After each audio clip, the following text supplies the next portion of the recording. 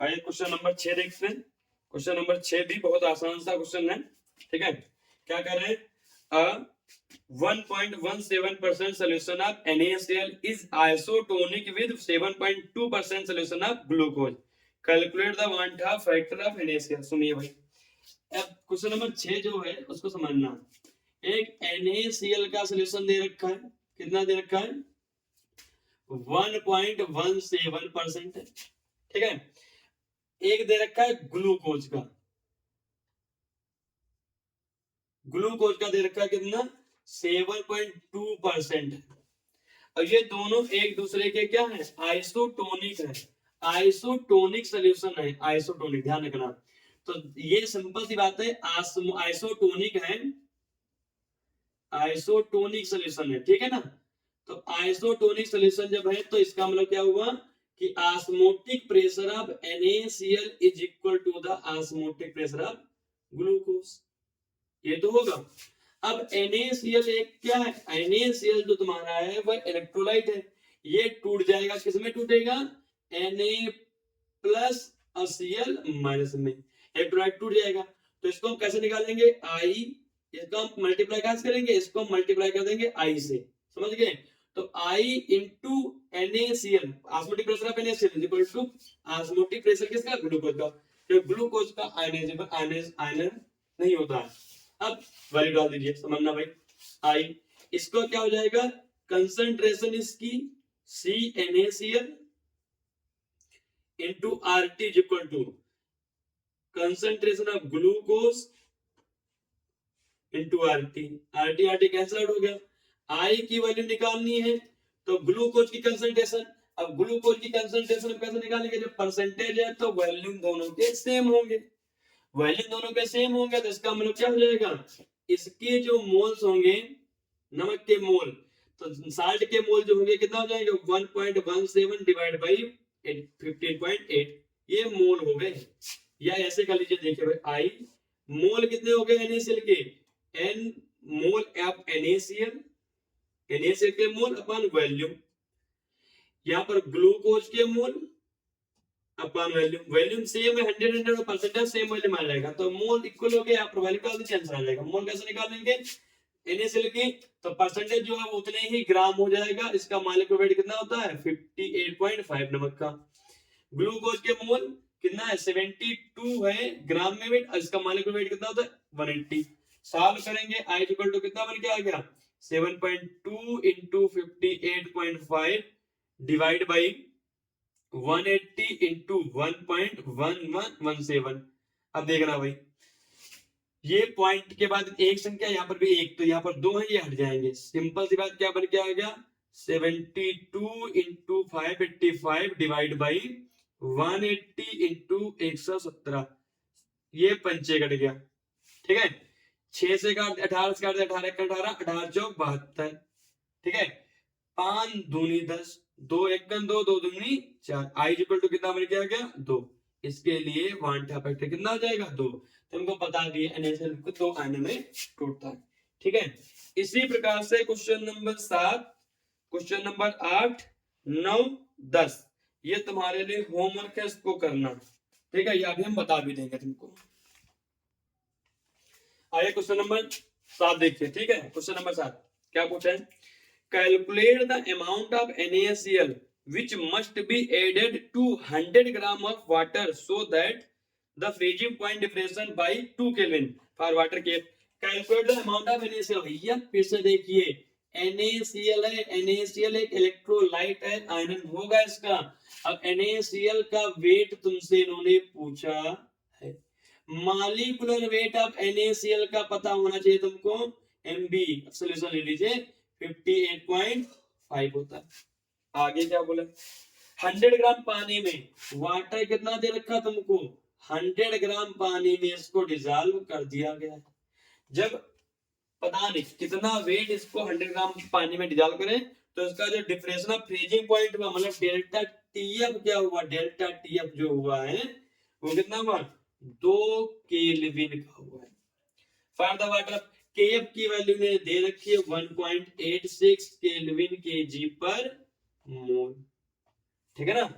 तो W निकालना है तो बहुत आसान सा है, बहुत बेसिक सा क्वेश्चन हमसे पूछ दिया गया, लेकिन यहाँ पर एक चीज दिमाग में डाल के चलना, NaCl के लिए I, NaCl के लिए I कैसे निकालेंगे, Na+Cl माइनस, तो इसका एक मोल, ठीक है ना, इसका एक मोल से डिसोसिएशन हो गया तो ये 0 हो गया, इनका अंत में 0 हो गया, इनका कितना बन गया 1 1 बन गया, पूर्ण डिसोसिएशन ले लिया, ठीक है, टोटल डिसोसिएशन हो गया, स्ट्रॉन्ग इलेक्ट्रोलाइट था। तो I इक्वल टू कितना बन के आ गया, डिसोसिएशन के बाद 2 मोल अपन 1 अर्थात कितना बन के आ गया, 2 बन के आ गया। अब यही वैल्यू पुट कर देंगे, आंसर आ जाएगा क्या चीज, delta TF is equal to KF into small w गुणी 1000 divided by capital W into small m, मतलब मॉलिक्यूलर वेट। हल कर सॉल्व कर लीजिए, ये है 2, इसकी वैल्यू है 1.86, W निकालना है, ये 1000 है divide by 100 into molecular weight 58.5 है, 2 से 2 कट गए। अच्छा I से मल्टीप्लाई हमने नहीं किया, I, ये I मतलब कितना दे रखा, 2 दे रखा है, ठीक है ना। अब देखिए भाई 2 से 2 खत्म, इधर 1 बचा, तो ये 50.8 इधर आ गया, क्या हो गया 58.5, ये डिवाइड में आ गया 1.86, ये 10 बचे थे, ये भी डिवाइड में ही आ गए, ये आ गया W। अब W निकाल लीजिए, कितना आ जाएगा, सॉल्व कीजिए इसको, देखिए भाई मल्टीप्लाई कर लेंगे इसको, आंसर मिल जाएगा फटाक से, कितना है 58.5 डिवाइड बाई 1 8.6, 3.14 ग्राम, 3.14 ग्राम इसकी वैल्यू आ जाएगी। ध्यान रखना वहां NaCl है तो आयनन होगा, इसका आयनेशन होगा। अब NaCl का कैसे हो जाएगा, हमने बोला था कि प्रारंभ में तो ये कुछ नहीं बनेगा, लेकिन बाद में ये खत्म हो जाएगा, ये एक एक मोल के बन के I आ जाएगा, 1 + 1 / 2/1, मतलब डिसोसिएशन के बाद टोटल मोल अपन डिसोसिएशन पहले कितने मोल थे वो बन के आ गया हमारे पास, ठीक है, 3.14 ग्राम आ गया। क्वेश्चन नंबर 8 देख लीजिए, बहुत अच्छा क्वेश्चन है, मिटा दे इसको।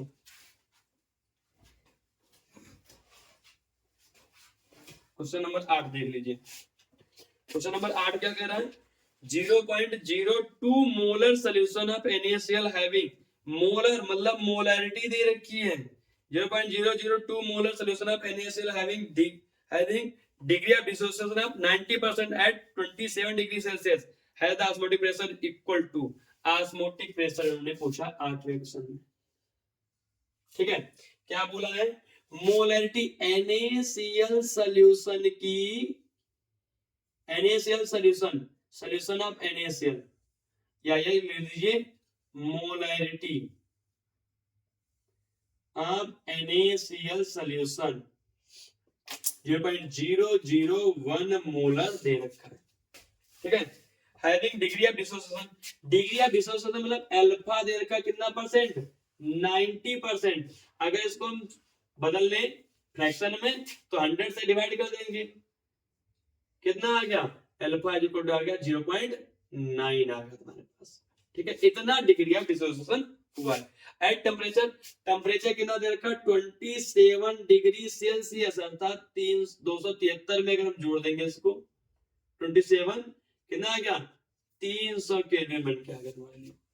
तो ऑस्मोटिक प्रेशर इन्होंने इस सॉल्यूशन का पूछा है, कैसे निकालेंगे भाई, तो अल्फा पता है तुमको, ठीक है ना, तो हम निकालेंगे, तो I निकाल लीजिए, अल्फा से हम I निकाल लेंगे, कैसे निकालेंगे जरा ध्यान देना, NaCl का आयनन होगा, ठीक है ना, NaCl को जब हम तोड़ेंगे तो कितने आयन बन के आ रहे, एक Na+ बन के आ रहा, एक Cl- बन के आ रहा, तो N यहाँ पर जब 2 मोल बन के आ रहे तो N इक्वल टू कितना हो जाएगा 2। तो अल्फा का फार्मूला हमने ये भी तो निकाला था, I इक्वल टू मतलब alpha equal to I - 1/n - 1।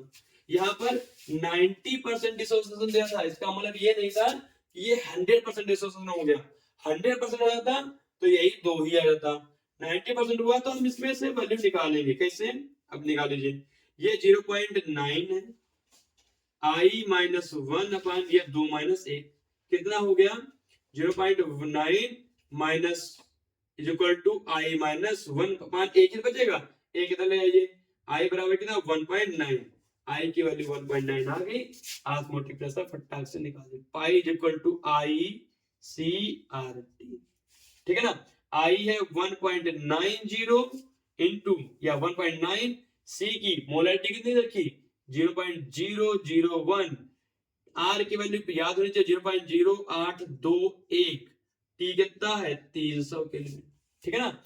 साल कर लीजिए, बहुत बेसिक सी चीज है, मल्टीप्लाई कर लीजिए यार, पहले हटा लीजिए जीरो, एक जीरो, इसको हटाएंगे तो 1 2 3 जीरो आ गए, इसको हटाएंगे तो 1 2 3 4 जीरो आ गए, काटने कितने 1 2 कट गए, ऊपर कितना बचा 19 गुणे 821 गुणे कितना 3 डिवाइड बाई 1 2 3 4 5 6 जीरो, मल्टीप्लाई कर लीजिए आ जाएगा आंसर एटीएम में फटाक से 19 3 1 3 3 9 6 3 बटी 24 डिवाइड बाई 2 2 4 2 6 6 से क्या पाई लगा देंगे, पाई इक्वल टू कितना आ जाएगा